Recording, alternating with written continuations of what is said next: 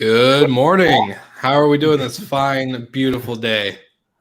Where? There. And here's it's still rain and for the rest of the week. And I got you look both sunshine coming on sharp, my face. headdress and everything. I've got like a bird nest in here. So I hope people listening, not watching today. You can see who's still in quarantine and lockdown and who's not. I know. No, it can become much worse than this. Now that was the beginning of it. All my military buddies, we were getting haircuts because we were doing barrack cuts. So we were just doing it inside our hotel rooms, and everyone's like, "How'd you get a haircut so quick?" And we were like, "No, but we didn't go get a haircut or anything. What are you talking about?" It was a good time. Perfect. Well, how's the weekend? How's the week? It's been, I love seeing you guys every Monday. It's kind of like the highlight. Starts off the week right, but we don't really talk much in between. So how was the week?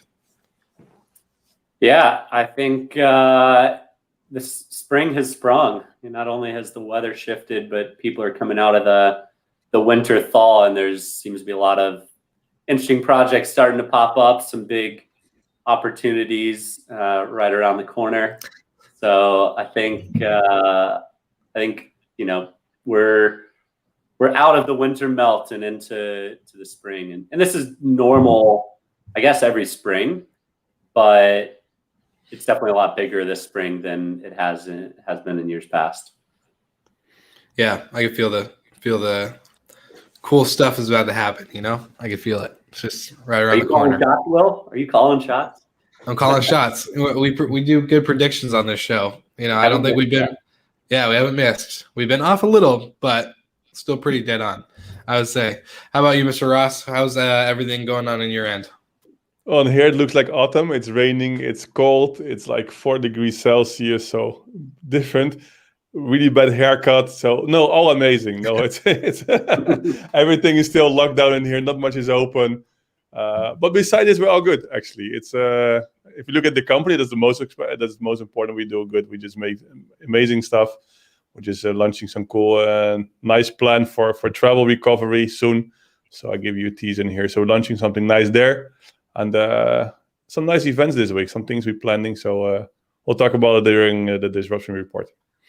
Well, that's perfect time to transition right into it. So we'll hit the bidruption, and then we'll hit what's with the noise, and then our topic of the day, which is travel demand picks up, but does employment and staffing meet the needs of the travel demand that's happening? So we'll hit bidruption, and then what's with the noise.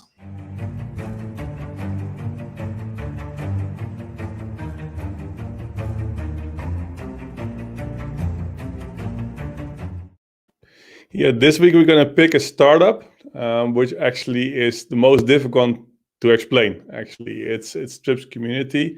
They're the peer-to-peer booking platform. They also started by selling their first NFT as a booking.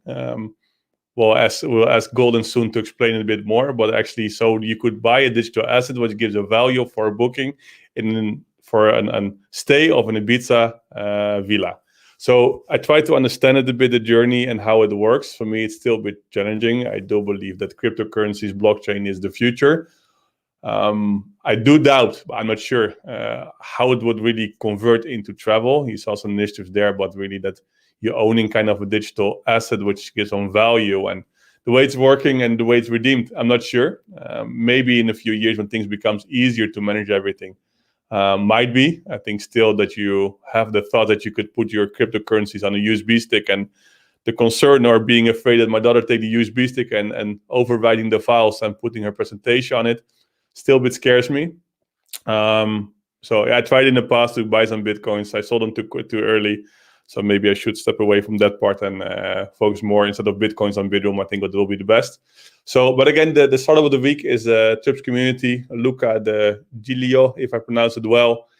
He also did a podcast with I Meet Hotel with Christian last week. So if you want to learn more about it, listen to the I Meet Hotel podcast with them. They're going to explain how it works and also together with Christian. So that's the startup of the week.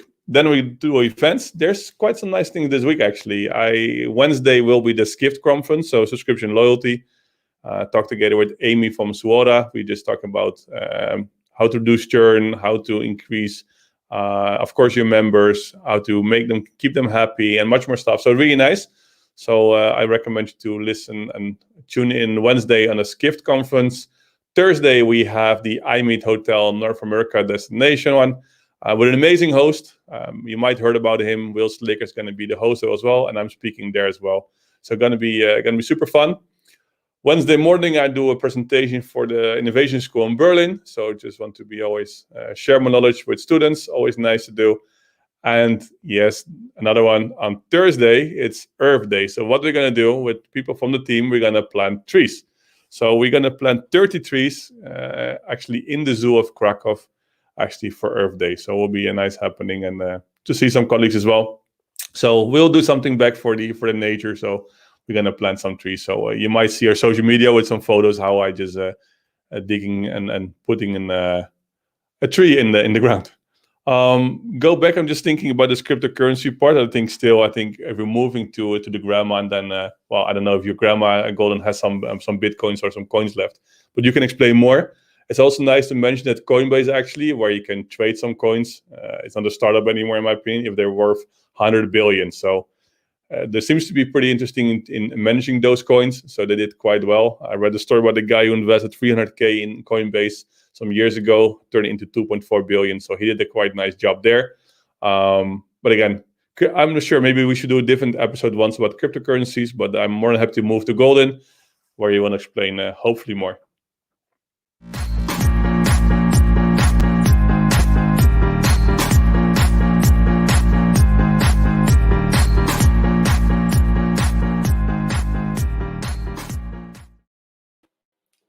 Grandma looking great as always this Monday morning. I don't know how I got appointed the resident cryptocurrency expert. Will is probably 10 years younger and more hip than we are, Michael. So maybe Will can come on and explain it a little bit better to us. Definitely understand crypto a little bit better than NFT, but that's a whole nother topic.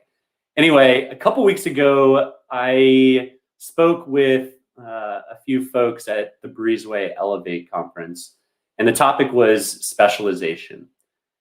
This is really a key economic argument that when people specialize, then more productivity happens, which is ultimately good for everybody. And something that came out this week kind of highlights how Marriott is thinking about specialization. Some companies are looking at how do we get our room service better, or how do we get people to order from our dining room? Marriott takes another stance that says, hey, we aren't the experts at food delivery. Let's partner with experts that are. And this is what is going to make travel that much better in the coming years, of forcing major chains to use and leverage relatively new technologies. Like Uber, not exactly the newest, but letting people specialize. And when you let companies specialize, then everybody can ultimately have a better tech stack, a better guest experience, a better profit margins even. So certainly wanted to highlight how specialization is key and crucial to the future of travel, especially travel tech. And in typical fashion, Marriott's leading the way there. I just hooked up my Marriott Bonvoy and Uber Eats account together. When I saw this article as I was putting it together, I was like, you know what? I'm going to be traveling a little bit, so might as well earn some more points because, you know me, I'm a big Marriott Bonvoy fan. So it's pretty cool, and I love the whole point of specialization. You're hitting the nail on the head, partnerships. Well, actually, it's interesting because Bidroom launched a partnership with Uber Eats, I think, almost a year ago. Actually, when we're connecting, Uber Eats also with hotels. So for sure, Marriott's following us and see what we're planning to. But it's interesting to see actually that it does make a lot of sense, right? You see hotels, they want to create some extra income or have some extra service or experience. So it does make sense. We just did it. We connect hotels with them directly. Now you see Marriott moving this direction. We talked about, I think, last time about this room service or this moving into partnership. So I think we predict this one as well. Something like this, isn't it? Connecting with the food delivery. So Yeah, I think the challenge is like it's easy to get food delivery to the hotel, but then can they get it all the way to your door? Yeah. So that's my question on this partnership. Some hotels it's a lot easier. Garden style hotels, super easy. Yeah. High rises, especially key protected elevators, much harder. So hopefully they can figure that out. That certainly can help replace the room service concept. If you're tired after a long day of travel and you just took a shower, you don't want to have to throw on shoes again and go downstairs to pick up your food. So that sounds so lazy. It's not that hard. You can pretty much but see, like, I think we've all been there. And the one thing I really struggle though with this food delivery concept is great. But when I was on even on COVID orders, we were living in hotels and I would do Grubhub, Uber Eats, whatever was in the area that we were at. And the food just was not I was probably disappointed with the food most often because it either took way too long to get there. And by the time it got there, it was cold, soggy, whatever, who knows, just not. And I hate, I was exhausted of eating out of plastic or cardboard to-go boxes because that's all we ate out of. I just want a real plate for once. And so I'm struggling with the idea that, I don't know, the quality, if it's going to be something that continues to really ride, I want the quality to be a lot better in my head. Well, I've got the feeling that in the past, because I often use the Uber Eats, especially when I'm in the center, but then before it was quite okay. What I see recently, there's including multiple routes, multiple people before me, and then indeed the food arrives in cold. So let's see. Still, I do believe when it's going to be seamless and in front of your door, then it's called room service, right? Otherwise, it's still you have to go downstairs in your flip flops and your underwear. So hopefully if it will be seamless and works well, I think it will be a nice way. And in the end, you might see hotels who just normally might lose customers who go out of the hotel. They might spend more time in their hotel. So it doesn't have to be too bad. But Will, what is your opinion about cryptos, by the way, before we forget to ask you? I don't have a real solid opinion. I struggle to understand it. I just because you're using real American or whatever type of currency, whether it's the US dollar or euros or anything like that, you're using that money to then buy this. And I get it's stocks, but I don't know. I struggle with it. I just don't. I think it's going to stay. It's not going to leave. It's not going to be something that goes away. But NFTs and all that stuff does throw me for a loop because why would I pay for a virtual asset when I can just go buy a real asset that makes real cash flow or has anything like that? So I think crypto is here to stay. I think we need to be more not educated. I just think there's a lot to learn on it. And so I need to be more educated. I would love to be able to buy, something for pennies on the dollar and then walk away with, that one guy that put in 300K and walk away with 2.1 billion or whatever. That's the thing, right? You're not buying things. You'd be silly to buy things with crypto right now because it's on a growth tear. Yeah. So the first purchase of using a Bitcoin was some pizza in San Francisco, and it cost them 2 or 3 Bitcoins. Well, that pizza cost $150,000, and that was only 8 or 9 years ago. So I'm not going to book my travel using Bitcoin just yet, right? I think it needs to level off and have some sort of standardization. And really, the argument comes down to another economics term, do you believe in a gold standard or some sort of standard pegged to an asset, which Bitcoin could be? Or do you believe in fiat, which is inflation, right? So it really depends on your school of economics. I'm more of an Austrian economist mindset that fixed capital or fixed assets is probably better than forever inflation. But I think you kind of see a breakaway between people who are Bitcoin believers being more hard asset or gold standard type of folks versus fiat economists. Yeah. It's a good topic. I definitely think we could do a whole episode on it. or at That's least not today's topic. yeah, I know I was gonna say, but at least bring in somebody that maybe does understand it a little bit better to give us better context for audience members. Might be good. Yeah, having we got some people live right now. So for today's topic though, so I'm trying to figure out who sent the article, but I think it was Golden. Sent an article about travel demand has obviously spiked, but a lot of the working, I guess the workforce for hospitality, whether it's restaurants, hotels, whatever, any type of hospitality business that involves travel or staycations or some kind of dining experience is struggling to keep up because a lot of people haven't returned after being laid off or furloughed, and that's going to create some friction as the travel and demand is heightened because we are no longer going to be able to offer that experience at the level of normalcy, pre-COVID. So I'm curious to hear your guys' thoughts, and I see Golden's wheels turning. So I want to hear your first initial thought and what current, or I guess current, future state of where you think is going to happen, if you have any kind of inclination of where this is going to go. Yeah, I mean, I don't think anybody can realistically say we onboard somebody to full capacity as a full-time employee in 2 weeks, right? That's just not the learning curve for a full-time position is probably 2 or 3 months, right? Yeah. And the challenge that everyone's facing right now is, unemployment in April of 2020 in the US at least was 14.7%. Now it's under 7%.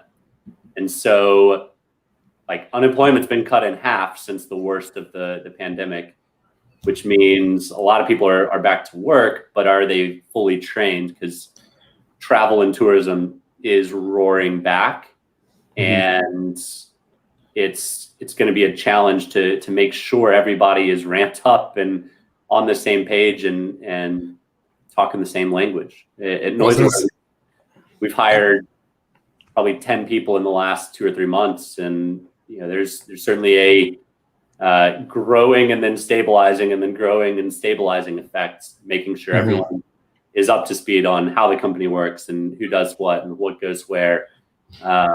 So I would expect actually, a little bit of bumps in the road for tourism the next couple months. And there was an article in Skift last week also about the Kayak Hotel and how during its launch, there were some challenges that they ran into. But at the same time, every hotel that launches runs into things. That's why you have some sort of experiment period or early access or beta before you're fully open. So yeah, I think there's always going to be kinks to work out, and it's just up to the leaders of these travel companies to make sure everyone has a good experience, because that's what it's all about. Well, how many people do you think actually are returning to the industry after being laid off or furloughed? How many people do you think found a different industry because of that high? We know this industry is a high demand service. It's a 24/7 business. But for most people, you have night audit. You got some, other than a restaurant, some restaurant and bars close at 2, maybe 3 p.m. a.m. So it's a high demand, I wouldn't say stress, but in the moment it could be a high stress job. So I'm just kind of curious how many people from that furlough list or unemployment list just went to Amazon or went to do something else, because that's a real question. They just bought a couple 1,000 acres where I'm at and are building another factory for a distribution, even though I'm just an hour from Seattle. So how many people is that going to employ that were currently at restaurants or cafes or hotels? Probably a lot. I mean, I think so. Like if you just know it takes so long, and for sure some people just move. They're like, okay, in this case, I just have to get a job, right? And they're moving indeed to could be transportation or e-commerce or whatever, and they're not coming back probably, most likely, and maybe a few, but it will be a really small percentage, which means you have a complete new generation and new people in the hotels, right? So maybe also different experience, because the people those people were unemployed before and they're looking for a job, and they just might now work in a restaurant, or they might work in a hotel, what they never did before, but they need people soon, and they might use a course on hotel.school or somewhere else. But in that case, they will be, the experience is missing. So I think it will be challenging for sure. Yeah, I mean, I don't know where you guys are at, if restaurants are back in full swing, but where I live, there's in-person dining, inside, outside, whatever. The thing that's clearly different now is there's fewer waiters than there were in February 2020. The service is slower. I think we all kind of understand why, but it doesn't lend itself to the best experience. Well, and I can't say we, but I don't think that restaurants, they've been so focused on curbside pickup or delivery with Uber Eats, Grubhub, whatever partnership they form, or in-house. I know a lot of places in California were trying to really push their own in-house delivery comparatively to Grubhub or Uber Eats that takes 30% on the back end. But now with the in-person and those portals or those streams still being very active, trying to hybrid, they're trying to balance the two. And again, I think, like you said, obviously that makes it where well, some kitchens might stay open, right? They still did some delivery, but if you're looking at the waiters and everything, there was no work. And here in the Netherlands or most places in Europe, all restaurants are still closed, even the outside, and even the terrace. So it is completely closed. And these are also the ones who has often the flexible contract, if you look at the waiters. But now they have to recruit new ones, and that can be challenging, right? So they had no work, and it's completely closed. And if it's closed for a few weeks, okay, they might keep them. But now it just those people move to a complete different probably industry. And then you look at what governments are doing in helping unemployment, could also, on the flip side of that, discourage people to go back to work. Yeah. So depending on the wage levels that they're at, so that adds a whole nother wrinkle that could disincentivize some trained professionals to get back in the mix. Yeah, for sure. And in the I don't know if it was our first episode or our second one where we talked about COVIDpreneurs, where the people that did get laid off or furloughed, that had a side hustle or thought of a side hustle but never executed on. Now they're getting the unemployment, which probably outweighed, if they're in the U.S., outweighed their previous salaries or weekly pay, and now have the time to actually execute. We saw a huge increase of businesses being filed to be opened. I want to know if the stat. I definitely am going to look it up after. How many are closed or still open? I want to see if that stat, because that could play a big factor, because there was a couple 100,000 above normal of openings and filings of businesses. So plays out, but that's one stat I've been thinking about personally. Well, I discussed with Christian just right before we had some recording as well for our I Meet Hotel podcast, and we talked about travel startups, right? And it's a lot of people has their idea. They might give them this less push to start something. You might have people now who start something because they were kind of forced, right? So do they really have? Not sure. Do they really have this motivation, enthusiasm, passion, etc.? What maybe other entrepreneurs should have? I don't know. Something to I don't know. We have to see how many will survive, but some of them was just a solution for a problem which they had, and it might not be a long solution, or might be a try because they had nothing to lose. So let's see. We talked about it, many startups in the past, and we projected many correctly, and if they're mentioned in our episode, they become successful after. But I'm really curious if you really see the COVIDpreneurs, which they really start something because they had to, because they're kind of almost forced. Let's see. Let's see what will be indeed will be left from it. Yeah. So I guess since at the show we seem to do a lot of predictions and guesstimates, I want to get each of you this question. In the next 6 to 8 months, do you think that the travel boom will be over? Like, it will be such a big boom that a lot of businesses will actually crumble because of it. They don't have the employees or the training or the staff. Or do you think within the 6 to 8 months that this will be the time that restaurants, hotels, whatever hospitality company will slowly build up in order to meet that demand that is predicted to happen? I would say it depends on where you are. So the places that are open are making, I spoke with one manager who's like, our ADR in 2019 was $150. Now it's $500, same properties. So in locations that are open and people are comfortable traveling and there's fewer restrictions, they're going to kill it. They're going to do so well. But in countries or states or regions that are still very, very shut, it could permanently damage hospitality long term. And to boldly predict the next 6 to 9 months, I think travel is going to be back in a very, very big way.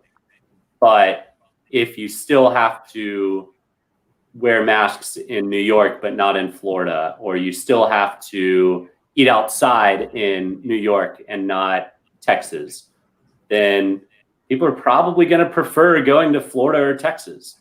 And so it's the way people regulate is going to have a direct impact on employment, on success of small businesses. And now is kind of time that they have to start looking at how to get things right. Ross?